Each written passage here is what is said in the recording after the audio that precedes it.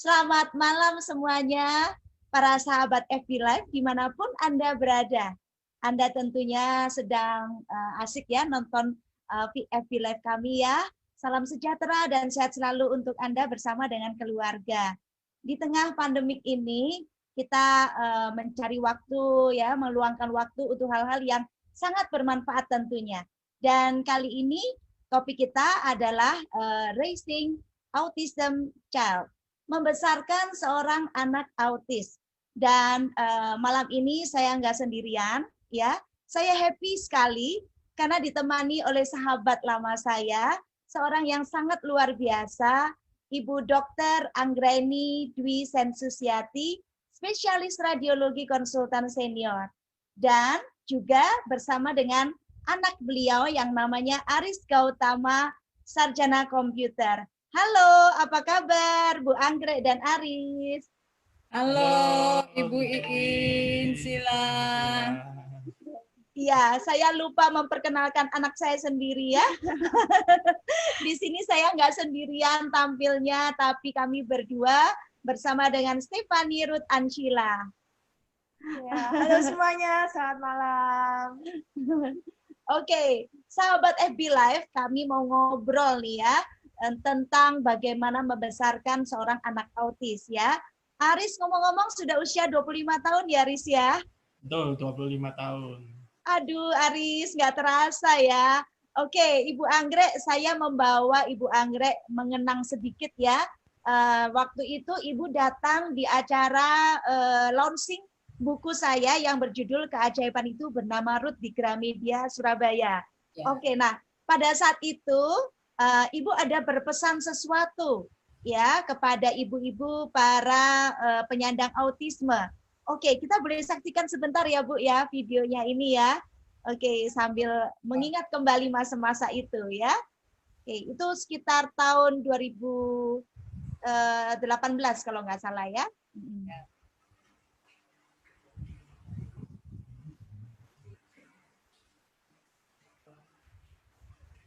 Oke, kita lihat bersama ya.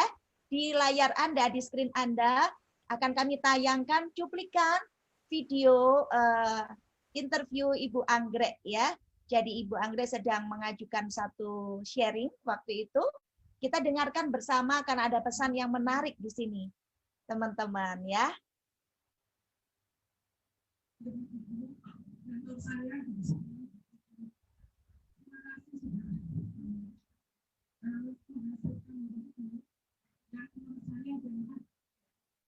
Mimpi saya juga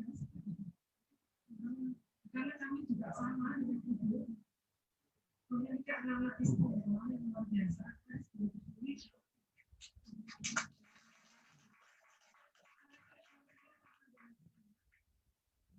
Jadi juga sekarang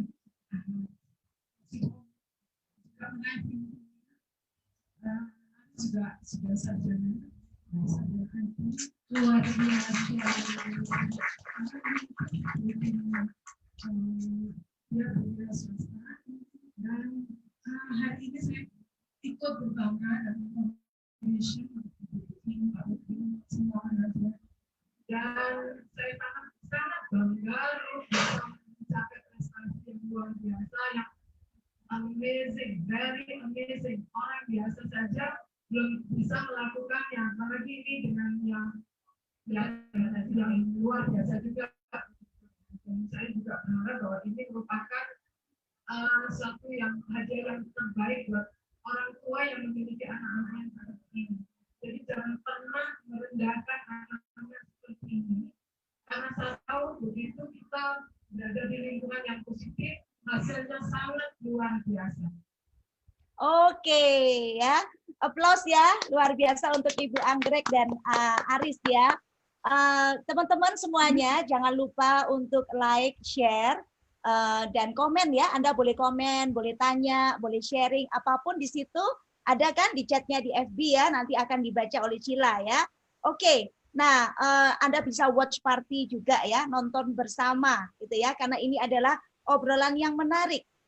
Ibu-ibu di luar sana ya, ibu dan bapak semuanya yang secara khusus memiliki anak berkebutuhan khusus atau autis ya, mungkin saat ini anak Anda masih kecil ya, masih balita, atau ada yang sudah memasuki masa SD gitu ya. Mungkin Anda bertanya-tanya sama seperti saya dan Bu Anggrek dulu ya. Kami seringkali menerawang jauh ya, memikirkan masa depan anak kami gitu ya. Akan jadi apa anak-anak kami nantinya? Akankah mereka bisa menyesuaikan diri dengan dunia pada umumnya dan masuk ke mainstreamnya orang-orang normal? Kami sangat merindukan hal itu. Apakah mereka punya masa depan yang baik dan bagaimana kehidupan mereka nantinya? Dan untuk itulah kami menyajikan satu tayangan FB ini untuk memberikan satu inspirasi bagi Anda semuanya yang mungkin anaknya masih kecil-kecil. Ya, kami ingin menyampaikan bahwa semuanya itu ada waktunya, segalanya indah pada waktunya. Kami menjalaninya dan akhirnya kami mampu melewatinya. Nah, ngomong-ngomong ya Bu Anggrek ya, kalau mengingat Aris ya sekarang sudah 25 tahun, sudah sarjana ya. Nah, tentunya Aris di masa kecil ya pernah membuat kaget orang tuanya, dalam hal ini Bu Anggrek dan Pak Eri ya. Nah, saya ingin Bu Anggrek menceritakan sedikit bagaimana mulanya ketahuan Aris itu menderita atau menyandang autisme ini, Bu. Silakan. Ya, pada saat itu tahun 95, Aris lahir bulan April. Saat itu pengetahuan tentang autisme itu belum sebagus sekarang, belum semaju sekarang. Meskipun saya dan bapaknya Aris, Dr. Eri, sama-sama dokter, tapi kami memahami pada saat itu autisme itu bukan seperti yang anak-anak autism. Jadi kalau dulu di sekolah, pada saat kami sekolah, orang autism itu adalah orang dengan kelainan mental, kemudian dia diem. Nah, diemnya itu sebagai autism. Nah, ternyata bentar Bu, ini ada Bu Pak Eri di Zoom ya. Ada Pak Eri di ada suara masuk, ada background suara masuk ya. Mungkin bisa di mute ya. Oke, maaf Bu Anggrek ya. Silahkan diteruskan. Ya, bagus Bu, sudah. Pada saat itu waktu hamil saya berada di lingkungan radiasi yang tinggi karena saya waktu itu ambil spesialis radiologi, di mana pada stase waktu masuk di tempat interventional radiologi, di mana di situ radiasi paling tinggi. Saya belum merasa. Setelah saya kalau hamil itu ada rasa yang aneh pokoknya di tubuh saya. Saya bilang sama suami saya, kayaknya saya ini hamil ini. Saya tes ternyata betul saya positif. Dan kemudian menyadari hal itu kami lapor pada ketua program bahwa saya hamil. Kemudian yaitu saya harus minggir dari tempat itu dan bekerja agak menjauh. Tapi tetap dalam lingkungan radiasi yang tinggi sampai saya selesai sekolah. Nah, ya, saya punya waktu yang cukup untuk mengamati perkembangan anak saya. Ketika saya sudah lulus, sudah selesai sekolah, baru, nah tuh lihat anak kok nggak sama dengan kakak-kakaknya gitu. Ada yang aneh gitu ya Bu ya? Ya, mungkin ada gambarnya waktu Aris di situ waktu masih bayi. Oh, oke.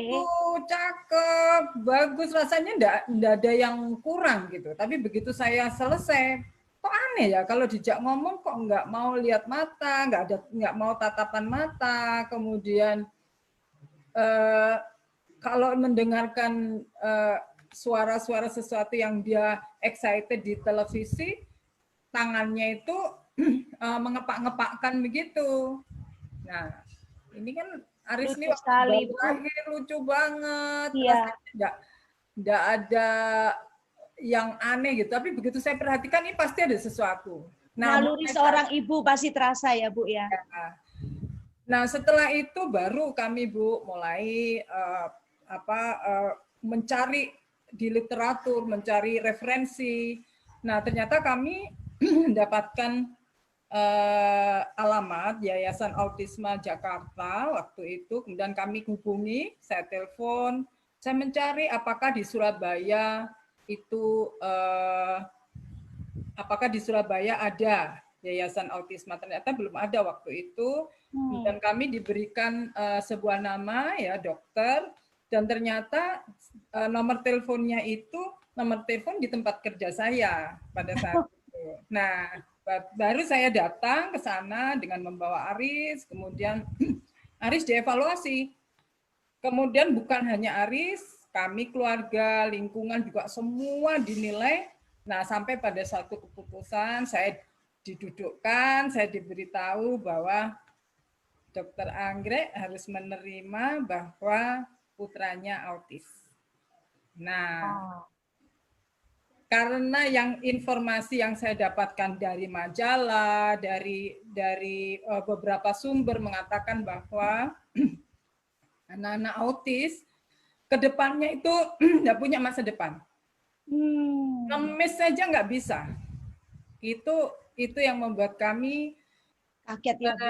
Iya, pada saat menerima diagnosis itu udah rasanya dunia runtuh buat saya, tapi saya tidak menunjukkan. Saya sendirian ketika bersama Tuhan pada saat malam hari saya berjanji, Tuhan saya menangis 3 bulan saja. Setelah itu tidak ada tangisan, saya harus berusaha bagaimana anak ini bisa baik. Mencari solusi. Ya, apapun itu akan saya tempuh. Nah, itu sudah mulai Bu perjalanan journey bersama Aris ini kita mulai. Nah, itu mungkin boleh gambarnya lagi Pak Ludwig ditunjukkan. Nah, ya. Di situ Aris mulai usia, ya ini ada kejadian yang menarik juga gitu. Gambarnya ditunjukkan. Gambar yang tadi yang sampai TK Pak Lut. Itu Aris pada saat ada imunisasi, pekan imunisasi nasional, PIN nasional yang sebelumnya ya. Pak Lut, yang sebelumnya, yang masih yang TK, sebelumnya. Yang sebelumnya. Ya. TKA. Yang TKA ini yang di sebelah paling kanan itu saya menganggap bahwa anak saya aduh ganteng, cute gitu kan.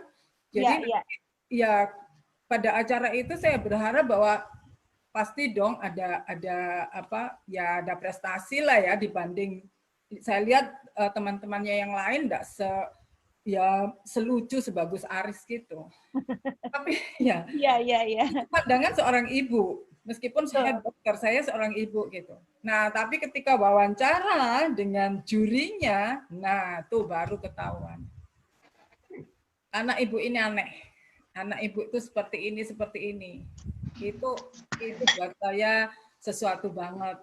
Nah, itu setelahnya itu baru nanti Aris ini saya sekolahkan di sekolah yang umum dan sekolah yang khusus. Sekolah umum di playgroup. Ya. Di playgroup itu dia sudah menunjukkan keistimewaannya Ibu Iin karena 20 anak temannya itu dia bisa bagi buku satu persatu tanpa keliru. Wow, keren ya Bu. Ya, saya lihat bahwa ya memang anak saya ada kurangnya banyak.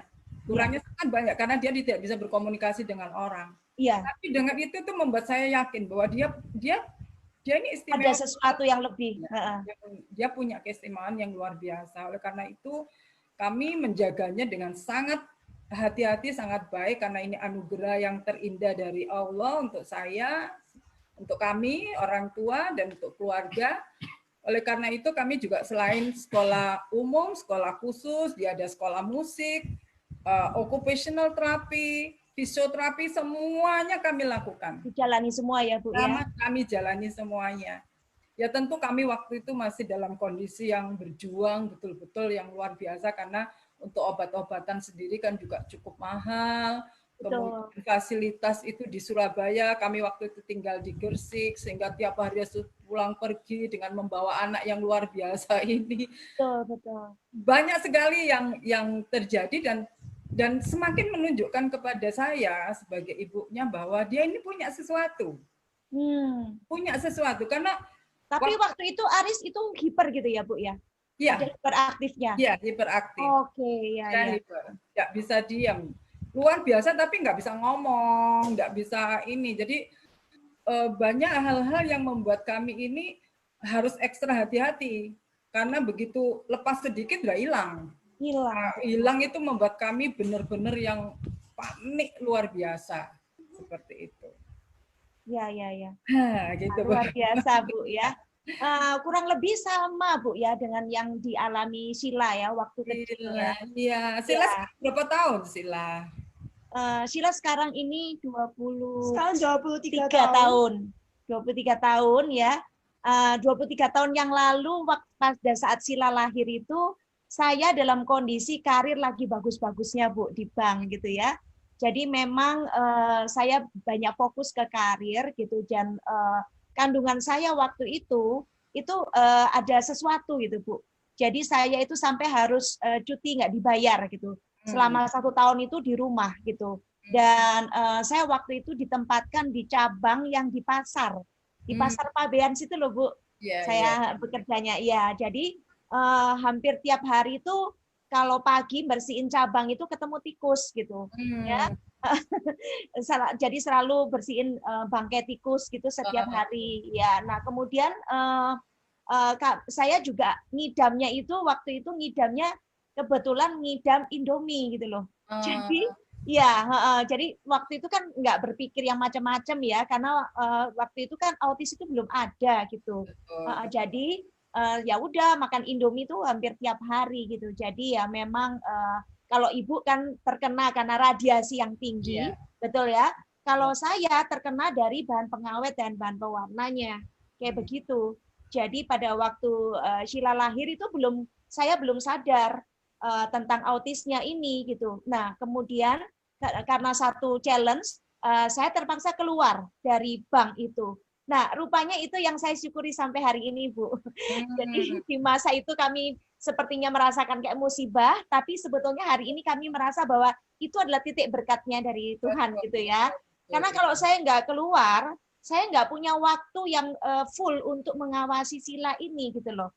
Jadi waktu itu saya karena nganggur gitu, saya nonton TV dan itu diumumkan tentang 6 gejala anak autis gitu. Dan saya tuh kaget gitu loh.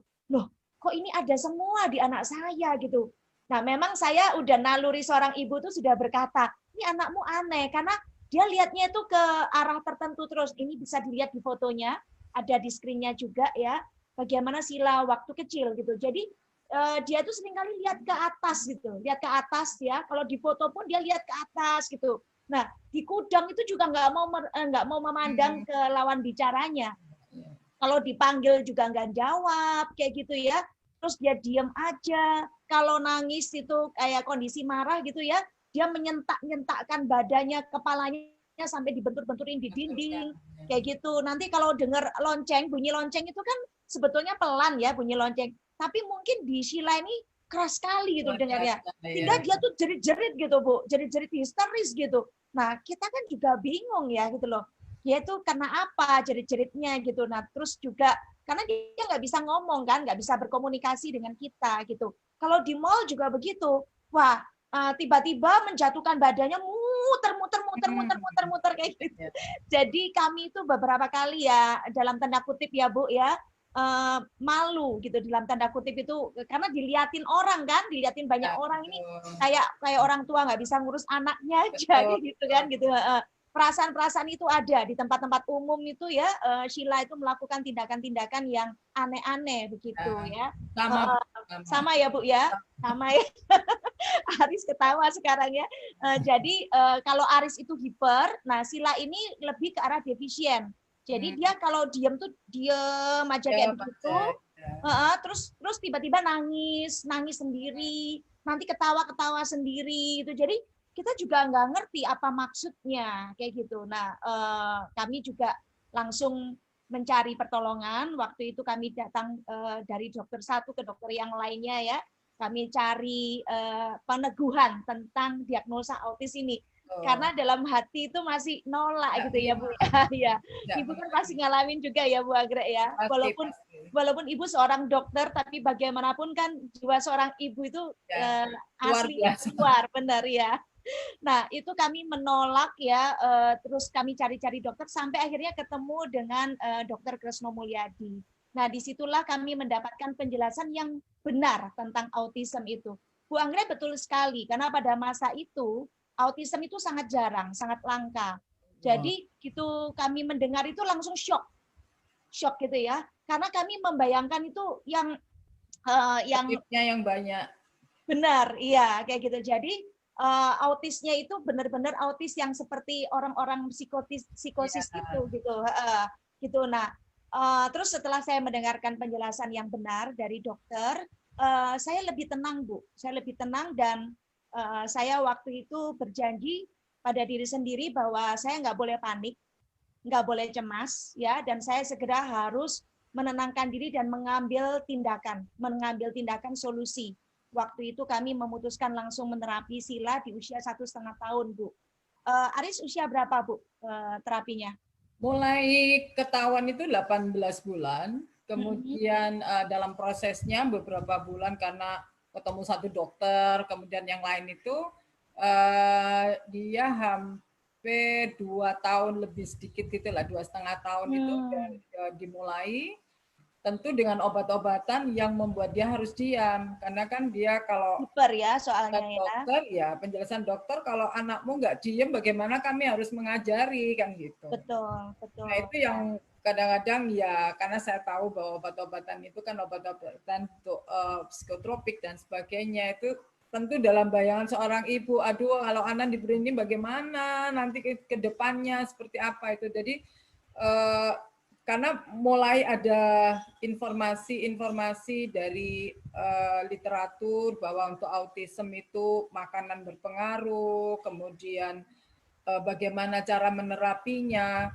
Kami mulai, Bu, dengan selain tadi di sekolah umum, di sekolah khusus, kemudian dia juga terapi dengan obat-obatan dan vitamin khusus untuk otaknya, kemudian kami menggunakan metode Lovaas pada saat itu untuk bisa berkomunikasi dengan Aris, mengajari Aris berkomunikasi dengan lingkungannya. Kemudian kami juga ada terapi yang lain ya, terapi fisioterapi, terapi bicara. Hanya saja pada saat itu partner dari dokter yang menghandle Aris ini dengan terapis dari anak tunarungu. Nah, setelah beberapa saat, beberapa bulan saya perhatikan kayaknya nggak cocok kalau untuk anak-anak seperti Aris ini, makanya saya izin sama dokter untuk berganti ke rehab medik. Ya, di rehab medik. Nah, di rehab medik itu kami bertemu dengan ya pada saat itu luar biasa, Bu, challenge-nya bagaimana seorang anak autis yang harus diterapi. Itu tidak mudah menjadi seorang ibu, ya orang tua yang menghadapi anak-anak pada saat di-train itu seperti apa. Betul banget. Di satu sisi kita harus memberikan satu ketegasan ya, Bu, ya supaya nggak berlanjut yang autisnya ini. Tapi di sisi lain kami ada rasa kasihan kan, anak sendiri soalnya. Ya, betul. Apalagi kalau teriak-teriak tolong-tolong itu aduh sudah rasanya pengen masuk ke ruangan saja gitu ya. Tapi saya melihat ada improvement.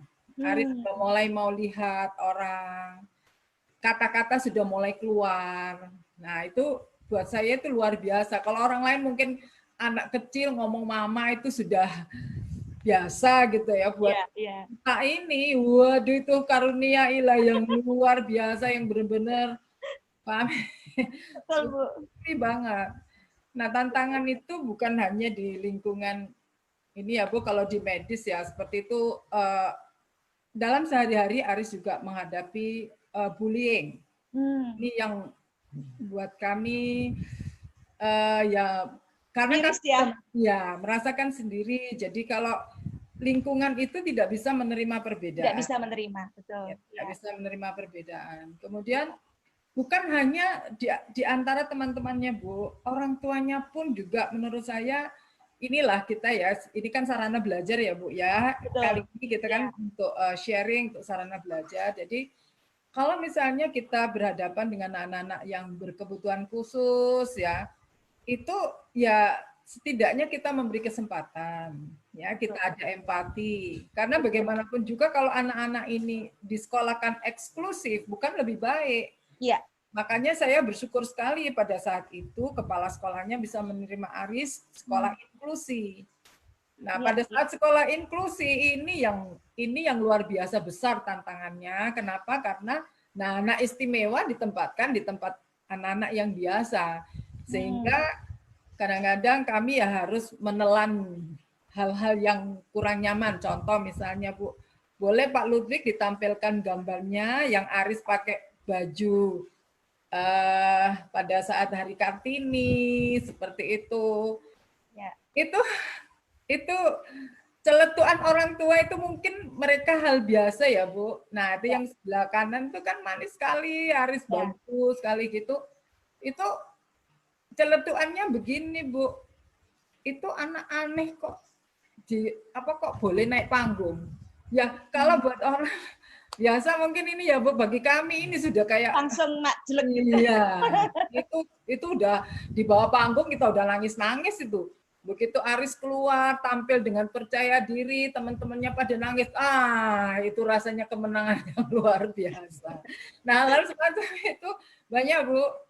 Dan ini Ibu bisa lihat fotonya Aris lagi pramuka ya, Bu ya. Ya, itu salah satu itu pramuka itu yang di sebelah kiri ya. Ya, itu salah satu sarana yang bagus sekali untuk Aris bisa bersosialisasi. Ya, apalagi di situ ada kakak-kakaknya yang benar-benar sangat membantu Aris sehingga dia bisa bertumbuh. Nah, yang lucu lagi, Bu, dia lagi pramuka nih. Semua hadap kanan, dia enggak mau. Hadap kiri sedikit nyelonong kemana. Nah, itu kan itu memang luar biasa, anak luar biasa kan, Bu. Iya. Ya, ini di SD ini saya bersyukur, Bu, ini Aris yang paling gede, Bu. Dandanan Pak Bupati itu, katanya papanya dandanan Pak Bupati itu, ini menunjukkan bahwa Aris sudah bisa bersosialisasi. Meskipun dengan hambatan apapun, itu dia sudah bisa bersosialisasi. Itu di SD ya, Bu ya? SD ya. Jadi kami punya komitmen, ya, saya dan papanya Aris dan keluarga punya komitmen. Begitu Aris masuk SD, kami tidak lagi sentuh apapun dengan baik itu obat, baik itu dengan semua terapi kami sudah stop, dia harus jadi anak normal. Nah, ya di situ mulai drama-drama itu terjadi. Iya, betul. Ya, tapi sesungguhnya ya, Bu, ini sesuatu hal yang tidak mudah ya kalau orang mengalaminya langsung ya. Bagaimana kami melihat secara kondisi nyata anak kami itu ada dalam tanda kutip kelainan, ya, ada sesuatu yang lain dibandingkan dengan anak pada umumnya. Tetapi di sisi lain secara mental, secara mindset, kita mesti percaya dan membayangkan anak kita normal, membayangkan anak kita itu oke-oke aja, gitu kan? Sehingga Bu Anggrek mengambil keputusan untuk menyekolahkan Aris pun di sekolah umum.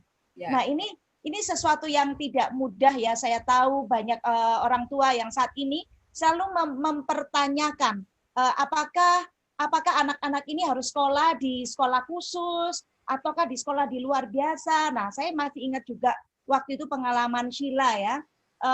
Sheila itu waktu itu masih dalam kondisi dia terapi, sudah mulai bisa mengeluarkan kata-kata tapi masih terbatas gitu ya. Oke, nah itu kami mencari sekolah waktu itu buat Sheila, TK. Dan tidak ada satupun sekolah yang mau terima, Bu Anggrek. Nggak ada yang mau menerima, dan intinya itu ada suara-suara yang tidak nyaman, yang terdengar di anak saya yang pertama, Nadia, dan saya juga.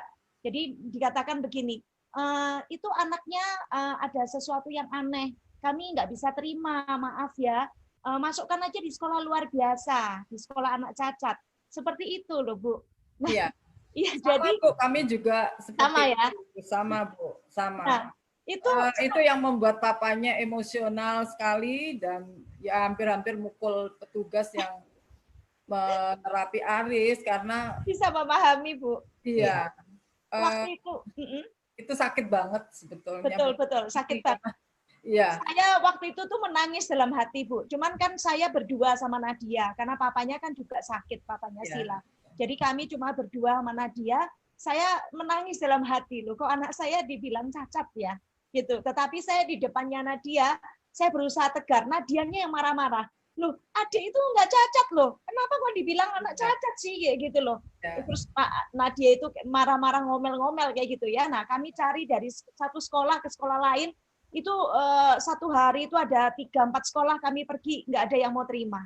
Nah, terakhir kami pergi ke sekolah TK Bunga Bangsa, dan kami coba bicara dengan kepala sekolahnya. Saya sampai istilahnya itu kayak ngemis, Bu. Saya sebetulnya kayak minta betul-betul Sila ini hanya sit in aja, duduk aja, nggak usah bayar. Sit in aja tapi bayar gitu. Bayar sekolah tapi nggak usah dianggap gitu loh maksudnya. Pokoknya boleh duduk aja di dalam kelas. Akhirnya dikasih, Bu, gitu. Dan ya Sila masih dapat masa percobaan waktu masuk ke SD, masa percobaan setengah tahun. Itu yang buat kami juga gemeter ya, maksudnya berjuang bagaimana suruh ngapalin puisi, Bu. Ngapalin satu kata aja dia habis seminggu 2 minggu. Betul, ini suruh ngapalin puisi 4 baris itu saya ingat. Ya ampun, ini gimana nih membuat dia supaya ingat kayak gitu ya. Oke. Anyway, Aris ada ingat nggak bullying dari teman kamu? Kalau bullying itu Yang kamu ingat apa, sayang? ya pertama itu ngolok-olokan, terus ajak berantem ya. Ini paling banyak olok-olokan. Kalau ngajak berantem pernah. Tapi kamu nggak apa-apa diolokin begitu? Ya gimana ya, dulu itu nggak bisa ngontrol. Terus ya pengen nonjok aja. Nonjok aja ya. Sampai properti sekolah pun ya jadi objek sasarannya ini. Oh ya. Oke, bisa ngerti. Ya, emosi Aris memang pada saat itu sampai di SMP itu luar biasa, Bu. Agak kurang terkontrol kadang-kadang. Ya, belum terkontrol, betul. Ya. Setelah SMA itu sudah mulai membaik. Kemudian pada saat di perguruan tinggi itu saya lihat sudah tumbuh baik, benar-benar ya. Saat ini Aris sudah bekerja dan ya saya bersyukur sekali, mungkin gambarnya bisa dilihat di situ Aris. Ya, gambarnya lagi. Ya, teman-temannya di lingkungan kerja. Jadi Aris, saya punya ini. Jadi Aris yang paling kiri itu waktu SMP kami kirim dia ke luar negeri waktu summer course. Yang tengah itu dia waktu lulus SMP, yang kanan itu dia lulus SMA. Nah, yang di gambar tengah kiri itu komitmen dari kami berdua. Kalau Aris bisa di luar negeri sendirian di rumah ya bapak angkat asuhnya itu, maka bagi kami selesai lulus Aris. Nah, berapa lama waktu itu, Bu, di luar negerinya, Bu? Dia di Australia, di Victoria selama summer, Bu, summer course. Kegiatan belajar, summer course. Buat saya itu ujian. Kalau dia sudah bisa itu artinya saya tidak akan mikir lagi. Nah, begitu dia selesai, dia mendaftarkan masuk ke perguruan tinggi by himself. Dengan dirinya sendiri, tidak mengarahkan apapun, silakan pilih.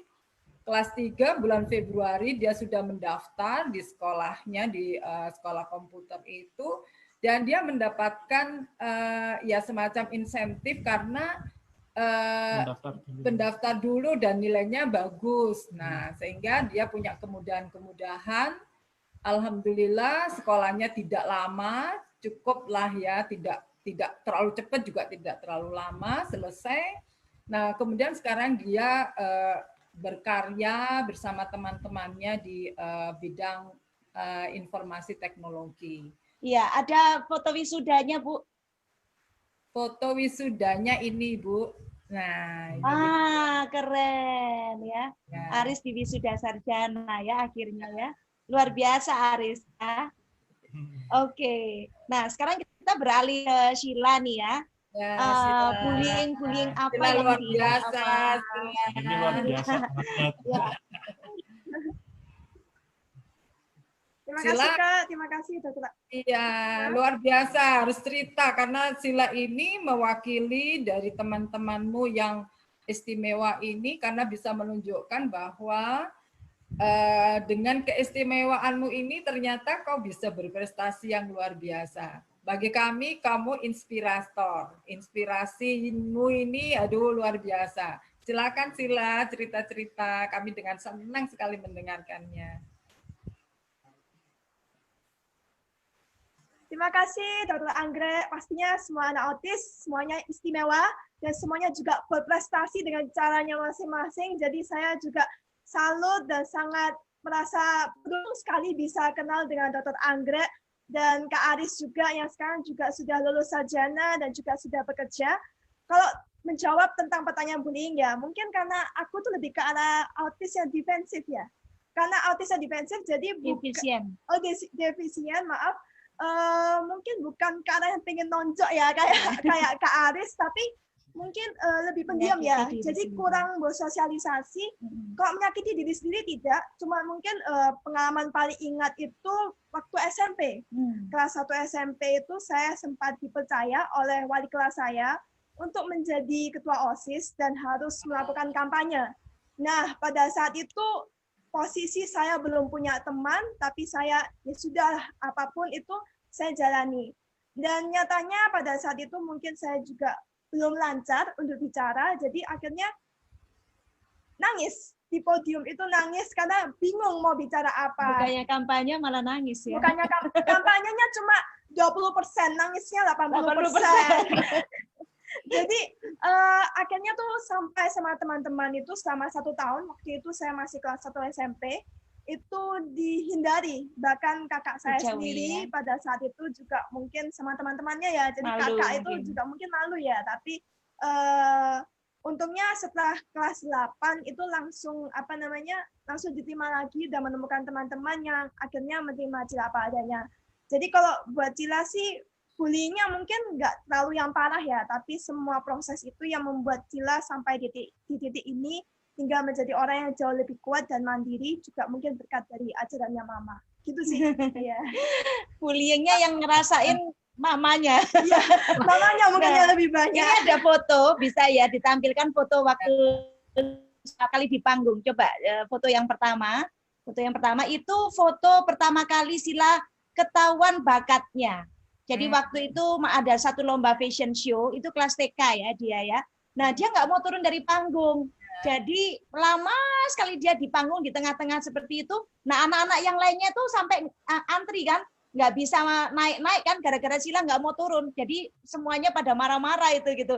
Nah saat Sila akhirnya digendong sama gurunya untuk turun dari panggung gitu ya. Nah itu adalah tempat pertama yang membuat Sila jatuh cinta, yaitu panggung ya. Nah kemudian foto berikutnya itu bisa ditunjukkan. Nah ini Sila ya kondisinya bersama dengan opanya. Kemudian dia suka yang aneh-aneh gitu ya. Jadi dia suka mainan itu dengan kertas.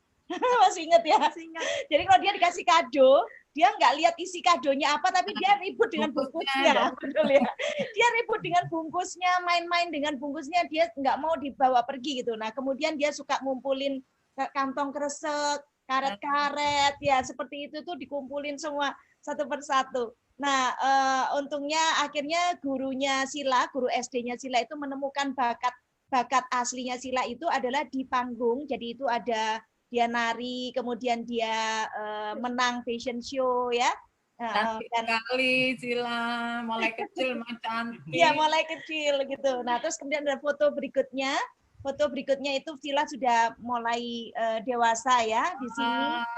Ya. Sila ditemu sama pencari bakat ya waktu itu. Iya betul, dari Jakarta.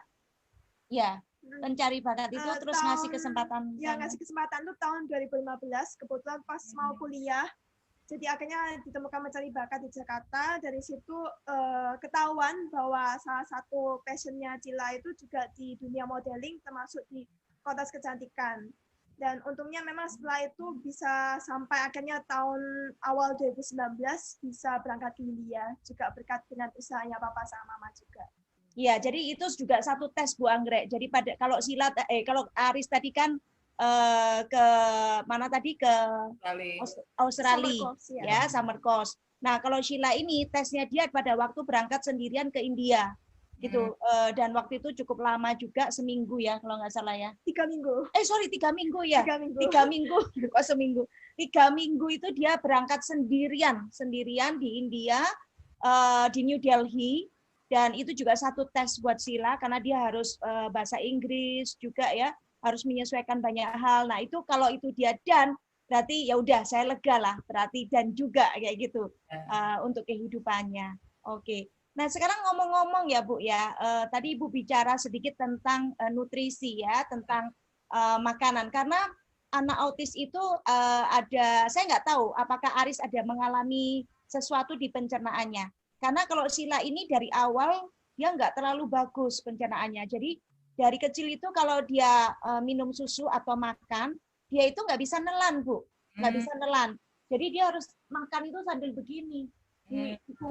Dipupet hidungnya, kemudian dimasukkan dari atas. Iya, seperti itu. Kayak gitu.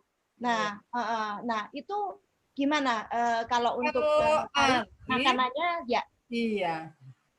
Kalau Aris itu mulai pulang dari rumah sakit, itu sudah istimewa. Anak-anak bayi-bayi itu 30 cc, dia 90 cc. Sampai kami ini, saya ASI-nya sampai kewalahan, sampai seperti itu. Dan Aris ini di antara 3 bersaudara ini, dia paling kecil lahirnya, 2,9. Kakak-kakaknya 3,1, 3,2, dia 2,9. Tapi setelah keluar, itu pertumbuhannya luar biasa. Sampai saya tidak tahu anak normal itu seperti apa karena dia besar sekali. Sampai sekarang besar banget ini, tingginya ada 185 cm. Jadi saya lihat kalau dari sisi makanan dia tidak terlalu bermasalah. Masalahnya itu kebanyakan menurut saya karena ukurannya itu bukan ukuran anak-anak ukuran normal ya. Dan memang anak-anak autis kan harus diet gluten semacam itu. Nah, memang kami mengurangi gluten, tapi tidak yang sampai absolut. Jadi kalau yang tertentu kami agak longgar gitu ya. Dan setelah Aris masuk SD itu bagi kami sudahlah enggak yang mutlak gitu enggak, ya dikurangi tapi enggak terlalu gitu. Jadi memang tidak terlalu bermasalah. Gitu. Ya, kurang lebih sama Bu Anggrek. Jadi untuk Sheila ini, karena mungkin ada beberapa orang tua autis ya yang mungkin menanyakan ya, bagaimana dengan pola dietnya?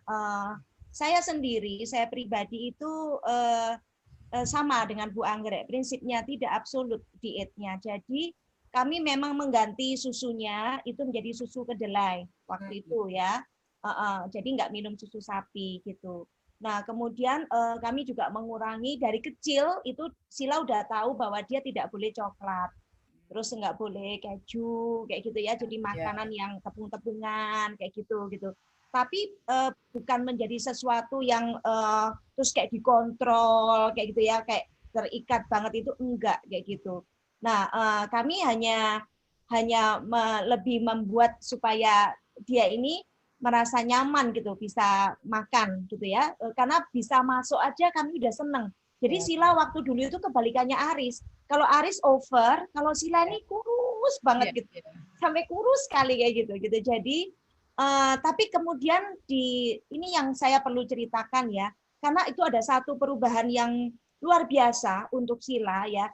Itu mulai tahun 2012 ya kalau nggak salah ya, itu mulai kami memberikan konsumsi Alfameta ini.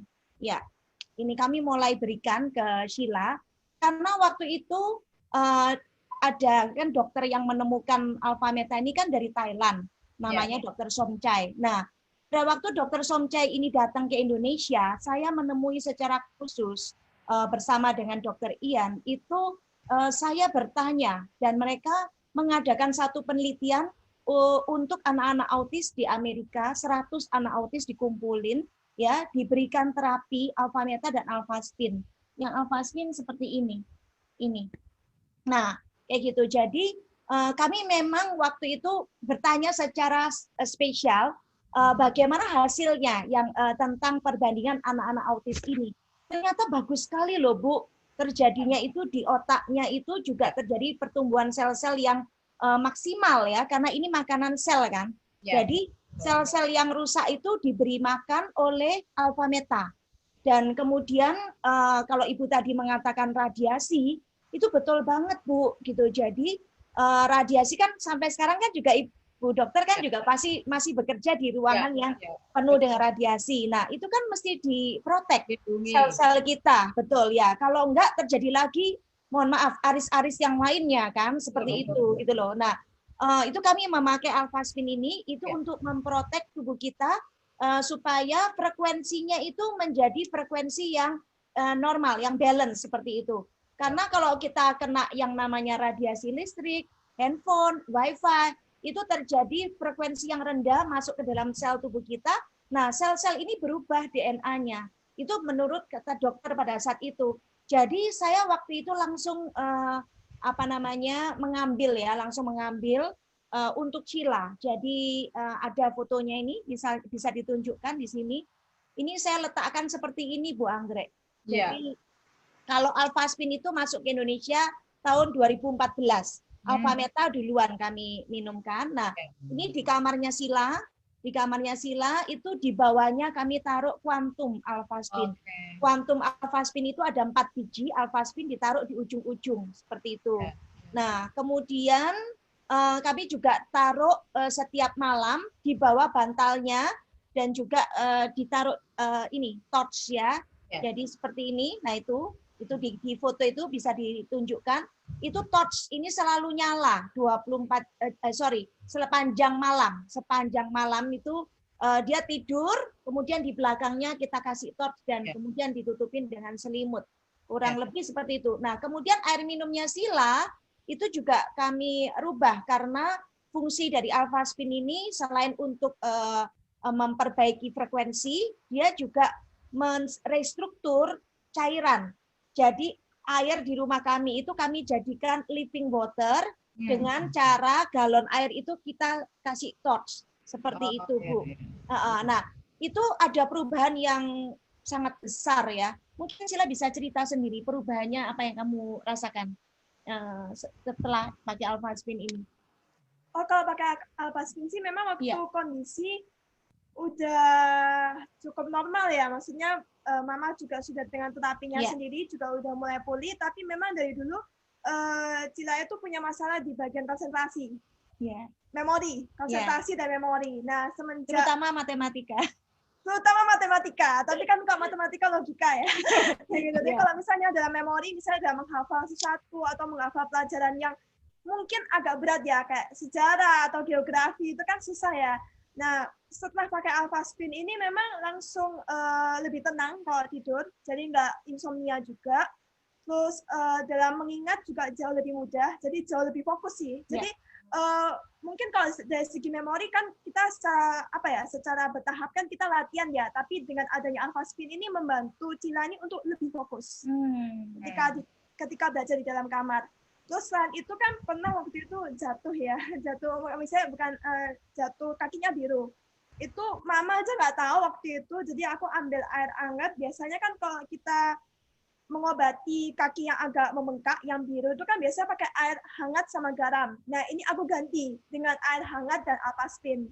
Dan itu langsung membengkaknya itu lebih cepat kempes. Jadi besoknya itu langsung kempes. Nah, gitu sih kok dari sudut pandangku. Jadi Sheila ini Bu, sejak kami memakaikan alfa-meta, diminum ya alfa-meta, sampai hari ini pun dia masih minum alfa-meta, kemudian juga pakai alfa-spin, itu tanpa sepengetahuan saya, dia itu alfa-spin minded gitu loh. Jadi ada apa-apa itu dia langsung cari alfa-spin. Ada sesuatu langsung cari alfa-spin. Nah, itu yang saya lihat ada perbaikan yang luar biasa di dalam cara berpikir, komunikasi dan lain sebagainya. Itu dia jadi lebih tenang ya, emosinya itu bisa turun ya, enggak berlebihan lagi.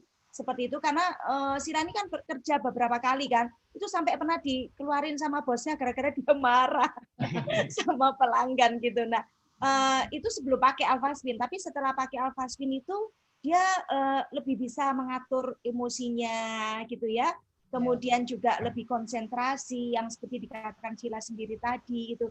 Jadi menurut saya memang ada kecocokan dari Sila dengan peralatan ini. Kalau dari Ari sendiri gimana Bu? Ya kan sudah besar ya pada saat ketemu dengan Alpha Meta, Alphasmin ini dalam kondisi sudah besar gitu. Nah, bukan anak kecil lagi gitu. Apakah masih ada gunanya Bu? Ya. Oh sangat Bu. Kenapa? Karena kan Aris bekerjanya IT pun dengan alat-alat yang penuh radiasi frekuensi. Komputer ya soalnya ya. Ya, jadi setiap hari dia selalu membawa itu untuk proteksi dirinya.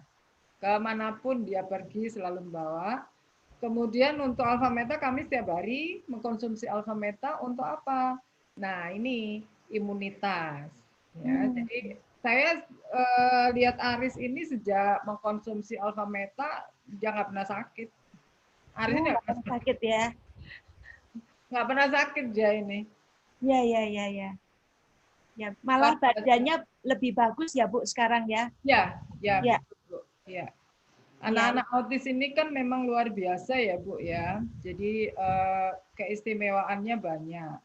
Nah, untuk teman-teman yang masih berjuang karena sindroma autism itu ada waktu paling bagus untuk terapi.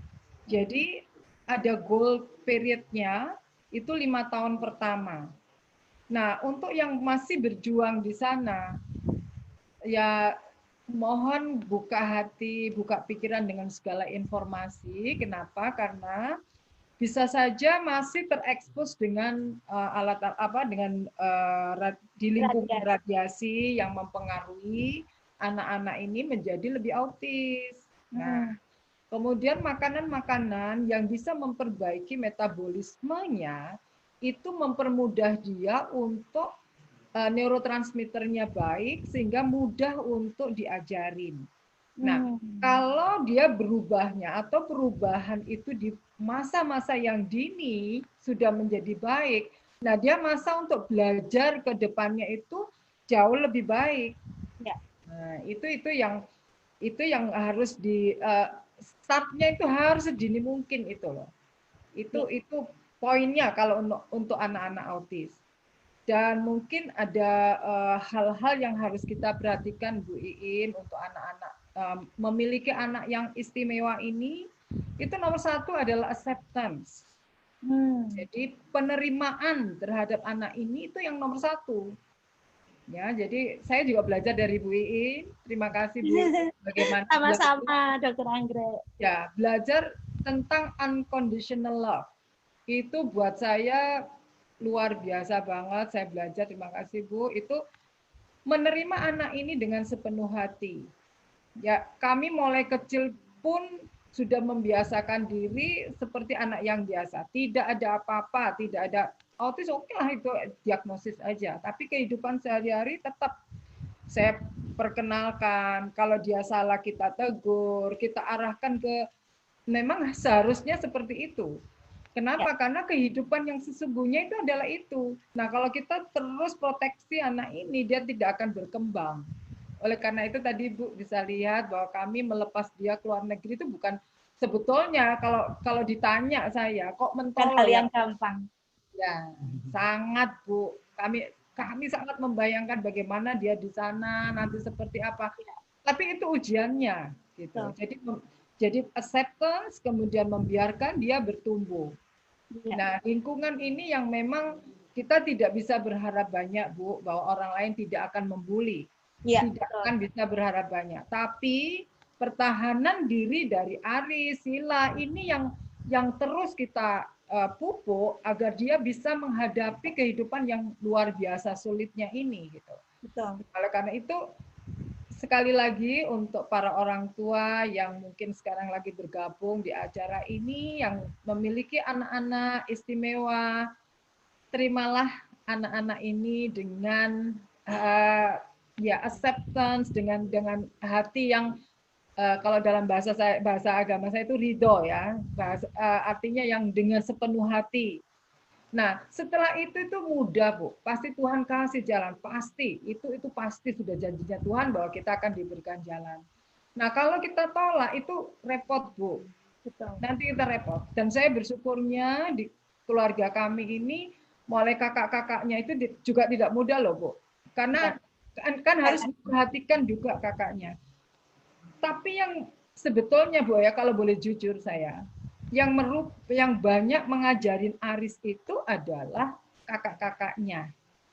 Kayak itu kalau ngajari sesama anak itu mungkin lebih mudah dimengerti. Saya ingat betul karena waktu itu saya mengajarin konsep warna saja. Aduh, berbulan-bulan, 2 bulan dia nggak ngerti-ngerti gitu. Sama.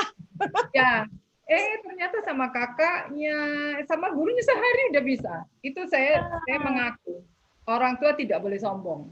Iya, betul. Ibu sendiri merasa dia paling tahu, tapi jangan sombong. Kalau memang ada ahlinya, serahkan pada ahlinya.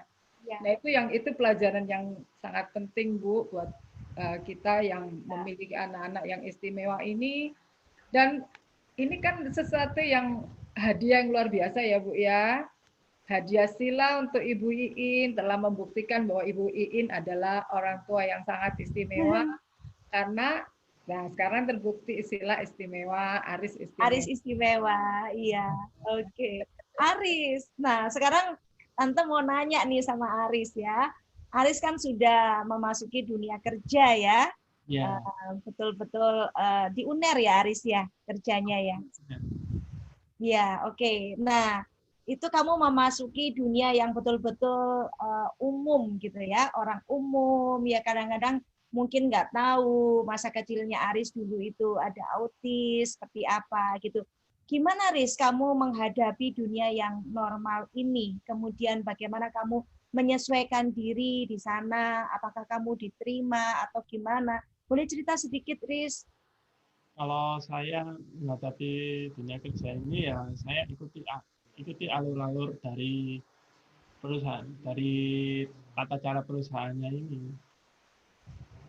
Mengikuti tatanan kerja yang sesuai dengan SOP.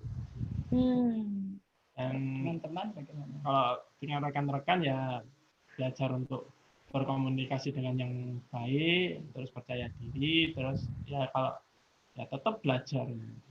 Jangan ya terbukalah sesama orang. Wah.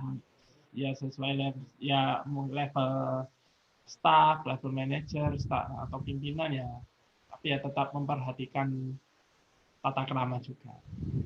Luar biasa Aris. Bos kamu tahu nggak kalau Aris dulunya anak autis? Nggak tahu? Tahu? Belum tahu. Nggak tahu? Oh, belum tahu. Berarti kamu sudah dianggap seperti anak normal pada umumnya ya? Kalau sampai kamu bisa diterima seperti itu. Tugasnya Aris boleh tahu nggak apa Aris?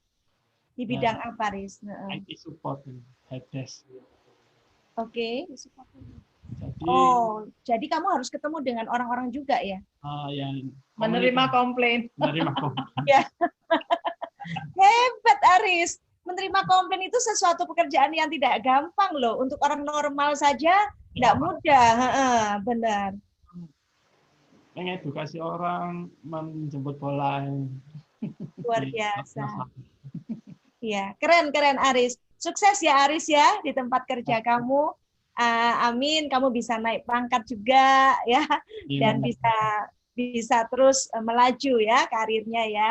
Oke, kalau Sila sendiri boleh cerita nih tentang di karir kamu bagaimana sekarang kan karena sudah sama-sama kerja juga, Sila juga udah kerja gitu. Gimana? Ceritain dong kamu. Pekerjaan saya sih sebenarnya ya 11-12 ya sama Kak Aris. Jadi juga menerima komplain, tapi kan kalau Kak Aris kan lebih ke arah apa ya? IT. Langsung.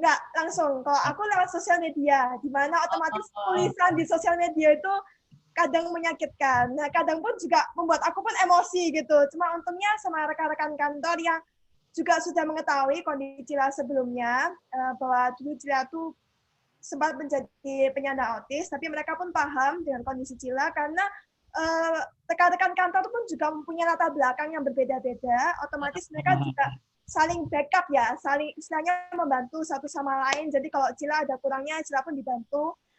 Sekarang sih Cila selain admin juga di sosial media, tapi juga content creator, content writer juga. Jadi untungnya walaupun atasan saya tahu kekurangan saya ya, tapi atasan saya itu memberikan banyak kepercayaan kepada saya karena dari dulu papa sama mama itu mengajarkan saya untuk tanggung jawab itu nomor 1. Jadi ketika aku belajar bertanggung jawab dan aku menjalaninya, itu akhirnya semakin banyak yang dipercayakan kepada Cila. Kayak gitu sih. Luar biasa, Sila. Oke, ya ini adalah satu perjalanan ya Bu Anggrek ya, yang kami boleh bersharing di sini. Kami bukan bertujuan pamer, tidak, tapi semata-mata kami mau mempersembahkan ini. Yang pertama untuk Tuhan kita semuanya, karena semua itu adalah karena anugerah-Nya. Dan yang selanjutnya adalah memang kami persembahkan ini untuk mereka yang masih mengalami satu proses membesarkan anak autis. Apalagi kalau anak-anaknya masih kecil gitu ya, pasti teman-teman semuanya di FB berpikir ya jauh ke depannya itu seperti apa anak-anak ini. Nah, kami yang sudah melewati nih ya, sudah melewati ini kami bisa memberikan sebagai satu bukti kebesaran Tuhan bahwa anak-anak ini pasti dijaga. Anak-anak ini pasti dilindungi sama Tuhan, seperti kata Bu Anggrek tadi ya. Jadi teman-teman nggak usah khawatir ya, jalani saja yang terbaik ya. Tetap berusaha mencari solusi yang terbaik untuk anak-anak kita. Tetapi yang paling penting tadi yang Bu Anggrek bilang adalah acceptance ya, menerima sepenuhnya mereka tanpa mempertanyakan lagi kenapa kok anak saya begini, kenapa anak saya begitu ya. Oke, ini nggak terasa sudah hampir 1 jam. Ada nggak pesan-pesan dari Aris dan Sila untuk teman-teman di sini, teman-teman FB? Mungkin Sila terlebih dulu. Kalau pesan ya tadi ya? Iya, pesan. Saya sampaikan ya pastinya tantangan tuh selalu ada, bahkan untuk anak-anak yang berkebutuhan khusus maupun manusia awam pun, semuanya pun terlahir juga dengan tantangan. Tapi tantangan itu bukan berarti kita hadapi itu dengan kondisi atau situasi yang negatif ataupun dengan pikiran yang negatif. Karena tantangan itu diberikan sebagai suatu bentuk pembelajaran dan memastikan bahwa kita sebagai manusia pun, kita pun tahan uji, dan kita pun juga pasti menerima pelajaran, dan kita akan sukses dengan caranya kita masing-masing, dan kita akan menjadi sangat istimewa, tidak hanya di mata Tuhan, tapi juga di mata setiap orang. Gitu sih. Terima kasih Sila. Aris, Mantap Putri Indonesia. Ya, silakan Aris. Ada pesan Aris? Kalau saya itu walaupun tetap ada tantangan yang banyak sekali, tetaplah untuk menjadi diri kita sendiri, tetap berpikir positif, terus tetap jalani tantangan yang ada. Pasti ada jalan keluar yang lebih baik lagi. Wah, luar biasa Aris ya. Sederhana tetapi dalam maknanya. Oke, kalau Bu Anggrek sendiri ada lagi pesan yang mau disampaikan Bu untuk ibu-ibu para anak-anak ABK ini? Iya. Tuhan itu bukan tidak tahu memberikan anak-anak istimewa ini. Pasti diberikan kepada orang-orang tua yang istimewa. Oleh karena itu, ketika kita menerima anak-anak yang istimewa ini, kita patut berbangga dan bersyukur. Kenapa? Kesempatan tidak diberikan banyak orang. Nah, kalau kami ini sekarang berada di dalam posisi yang sekarang ini, menyaksikan anak-anak kami yang bertumbuh dan bisa mencapai pada titik ini, itu berarti apa? Rasa syukur yang sangat dalam. Rasa syukur betul bahwa kami bisa mengantarkan anak-anak ini menjadi dewasa. Saya rasa Bapak Ibu yang sekarang lagi ada tantangan dengan putra-putrinya pasti bisa. Ya, pasti bisa mengatasi semuanya. Yang penting adalah tadi pemahaman bahwa kalau anak istimewa ini kita rangkul semuanya. Ya, bapaknya, ibunya, kakaknya, adiknya, saudara-saudara itu bisa sepenuh hati memegang anak-anak ini agar bisa tumbuh dengan optimal, ya kalau bisa maksimal, ya, optimal. Supaya apa? Bisa ini menjalani sampai mereka ini dewasa. Nah, ketika dewasa, kita akan merasakan betapa syukurnya kita bisa melalui masa-masa yang luar biasa itu, dan itu kenangan yang sangat manis. Itu ujian sebagai orang tua yang terindah dari Tuhan, dan kami ini sangat-sangat berbangga, sangat bangga sekali. Saya lihat Sila seperti bisa, ya semacam speech-nya seperti itu. Buat saya itu anak normal aja belum tentu bisa seperti itu gitu. Artinya apa? Tolong dilihat, ya, kalau lihat negatifnya dari anak-anak ini, aduh menyengsarakan ini, oh pastilah. Tapi bukan itu yang dilihat, positifnya. Potensi. Nah, potensi, Aris bisa lihat potensi. Ya, kami memberikan nama Aris itu ternyata Tuhan tahu, itu artinya sabar sekali dalam bahasa Jawa. Sabar, yang paling topnya sabar itu namanya Aris.